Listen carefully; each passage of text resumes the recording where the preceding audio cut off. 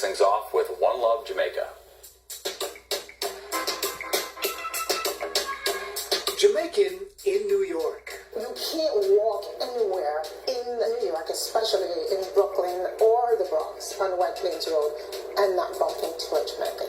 This is home. I am Jamaican first, and this is my adopted home. From the North Bronx along White Plains Road. It's all there. It's the pride and the power of being Jamaican. And it's Brooklyn. And everything around me was Caribbean. So I felt at home. That's Flatbush Avenue, the little Caribbean neighborhood. Love, I want to love, I bless it all the time. Yes, it's the food, the golden brown beef patties. And of course, all that flavor. Jerk chicken, you have the oxtail, you have the curry shrimp, you have the jerk shrimp, you have the jerk salmon. The daily grind and a state of mind. We know how to make something out of nothing. A balance of life here without forgetting the island. Jamaica, country of the West Indies. So it is a true love story for me. It's called My Beloved. Fox 5 is doing a story about Jamaicans in New York City. Full stop. That's the story.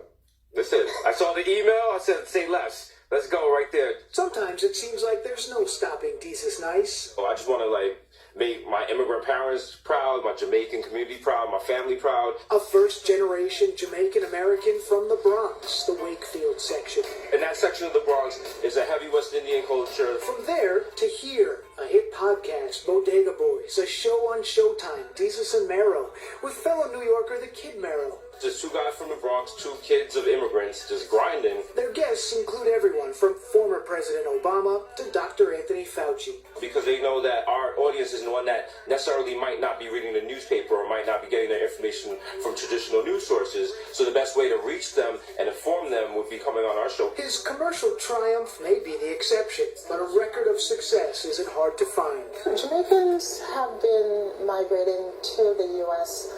Since the early part of the 20th century. Alcine Wilson is Consul General from Jamaica to New York and 32 states in the U.S. Jamaicans here are professionals. They're nurses, doctors, persons that are in the beauty industry.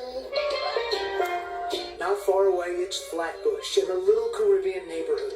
We step inside the true Indian hair store. We have Taraji P. Henson, Mary J. Blige. Owner Karen Mitchell showing us her wall of famous clients from Rihanna to Beyonce, Mary J. Blige, and Lizzo. I really do have the best hair extensions in New York and around the world. Hers is a story of everything that's right about the Jamaican-New York connection.